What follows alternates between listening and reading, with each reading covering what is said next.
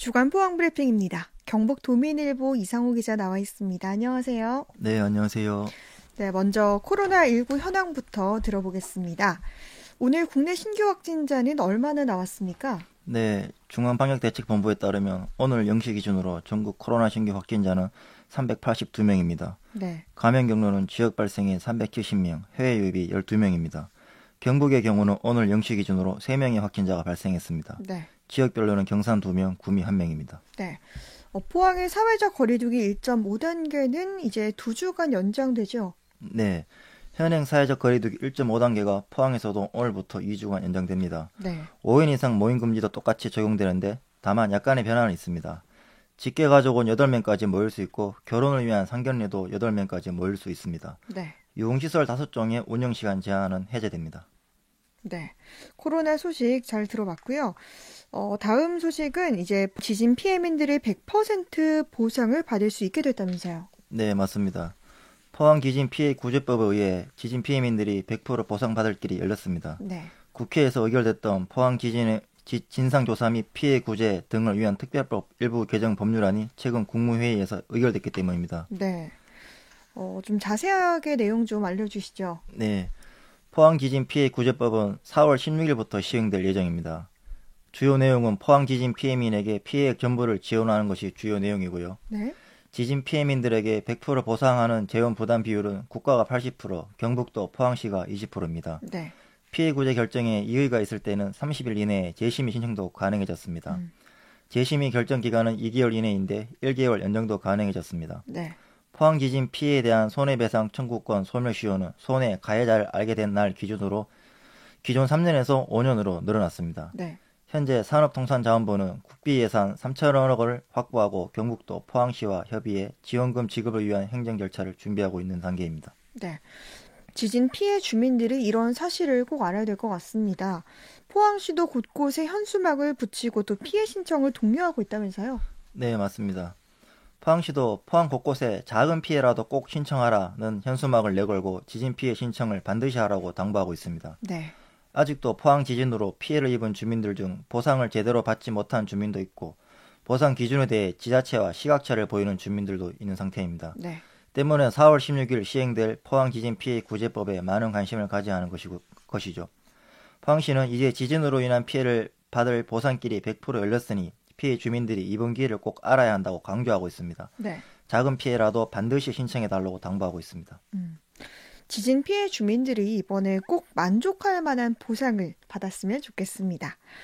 다음 소식은 불법인 암컷대기를 유통 판매한 일당이 검거됐다면서요? 네, 포항 해경은 지난주 목요일 밤 포항 북구 흥해읍 죽천리 한 주택가를 덮쳐 암컷대게 1만 1200마리를 판매 목적으로 들여온 일당 3명을 검거했습니다. 네, 포항 해경이 불법 대게 포획, 유통, 판매가 증가하고 있어 각종 수사를 강화하고 있는데 이러던 중 촛불 입수해 이들을 붙잡았습니다.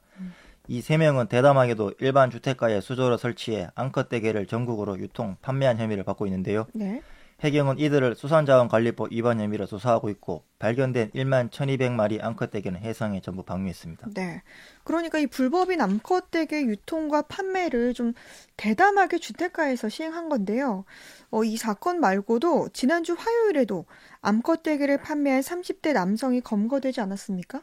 네, 이 사건과 별개로 지난주 화요일에도 포항 해경이 암컷대게 1만 3,900마리를 유통, 판매한 30대 남성을 수산자원관리법 위반 혐의로 구속했었습니다. 네, 이 30대 남성은 해경이 다른 판매처를 수사하다 이 남성이 연루됐다는 것을 파악하고 며칠간 잠복 끝에 붙잡았습니다. 네, 포항 해경은 현재 포획 총책 등을 추적하고 있는 상태입니다. 네. 이 불법 대게 사건이 자주 일어나고 있습니다. 수산자원관리법상 암컷대게, 그리고 체장 미대대게를 잡거나 소지, 또는 보관, 판매, 유통 행위는 모두 불법이잖아요. 그런데 이런 범죄를 저지른 사범들이 좀 많이 있네요. 네, 암컷대게, 체장 미달 대게와 관련된 모든 행위가 불법입니다. 네, 하지만 불법 대게 사범들은 여전히 많이 있습니다. 최근 2년 6개월가량의 포항, 경주 지역에서 발생한 불법 대게 사건은 총 41건입니다. 포항 해경은 이 중 99명을 적발해 25명을 구속했습니다. 네, 이들이 포획하고 유통, 판매한 불법 대게 수는 총 45만 7,030마리에 달했고요. 네, 겨울철에 이런 사건이 주로 발생하는데요. 해경이 단속을 매년 강화하지만 여전히 이런 사건은 수시로 발생하고 있는 상황입니다. 네. 많은 사람들이 잡혔네요.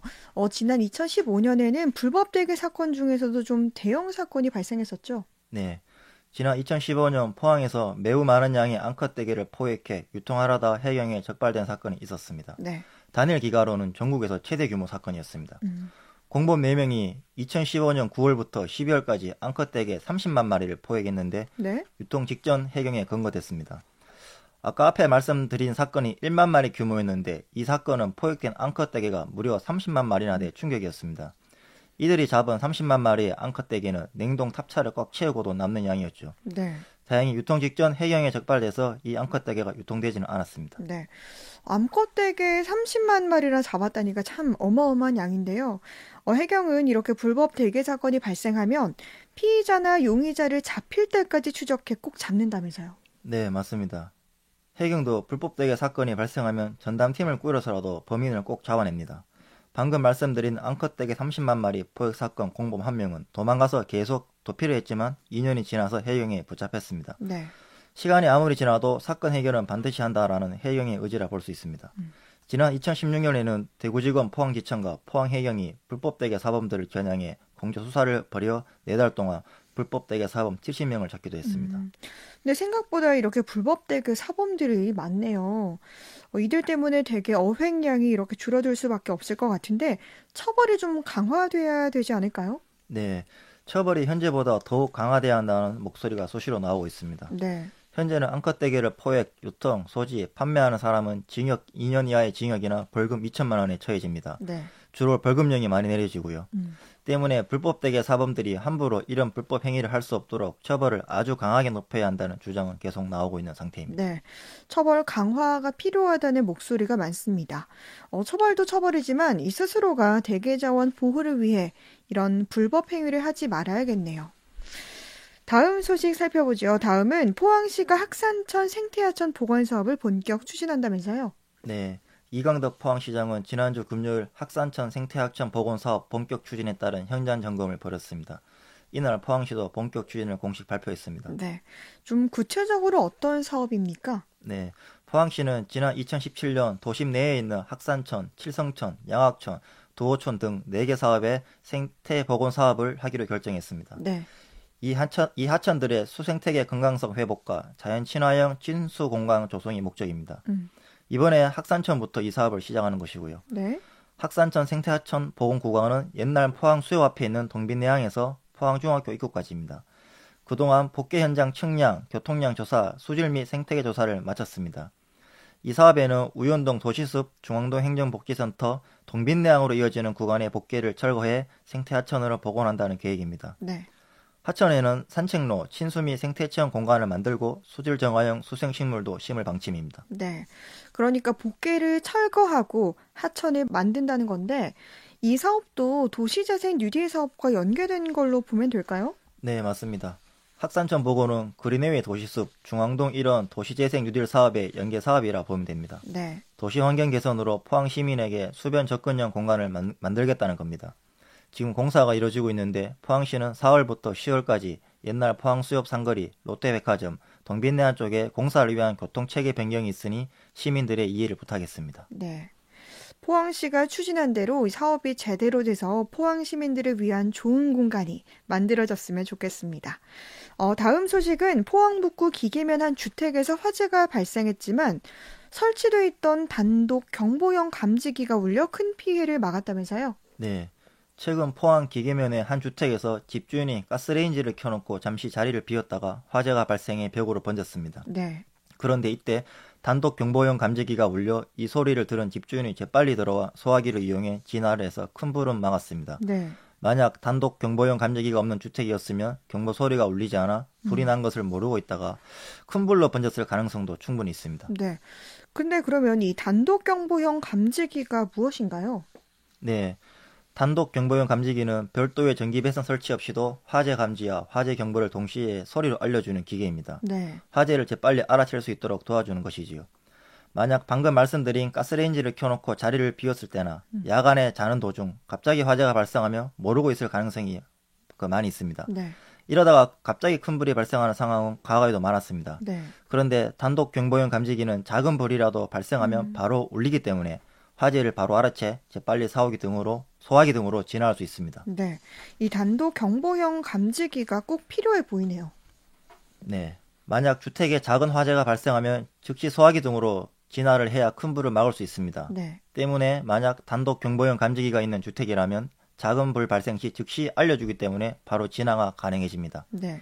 모두 잠들어 있는 새벽의 경우에도 이 감지기 역할이 더욱 커지고요. 때문에 소방당국도 이 감지기가 설치되지 않은 주택에는 설치할 것을 적극 권장하고 있습니다. 네. 요즘은 법적으로 주택 건축할 때 설치가 의무화돼 있죠? 네, 맞습니다. 요즘에는 주택 신축 시 단독 경보용 감지기 설치가 의무화되어 있기 때문에 바로 설치가 됩니다. 문제는 예전에 지어진 주택, 빌라 등에는 설치되지 않은 곳이 많다는 겁니다. 네. 이 작은 감지기가 큰 불을 막아주기 위해 예전에 지어진 주택에도 반드시 집주인이 지금이라도 설치를 해야 됩니다. 이 감지기는 가격도 저렴하고 한번 사면 배터리 교체 없이 10년 정도 사용이 가능합니다. 가족 보호와 재산 피해 등을 막기 위해 이 감지기 필수 설치를 권장하고 있습니다. 네. 한 주간의 포항 소식 잘 들었습니다. 지금까지 주간 포항 브리핑 경북 도민일보 이상호 기자 만나봤습니다. 고맙습니다. 네, 감사합니다.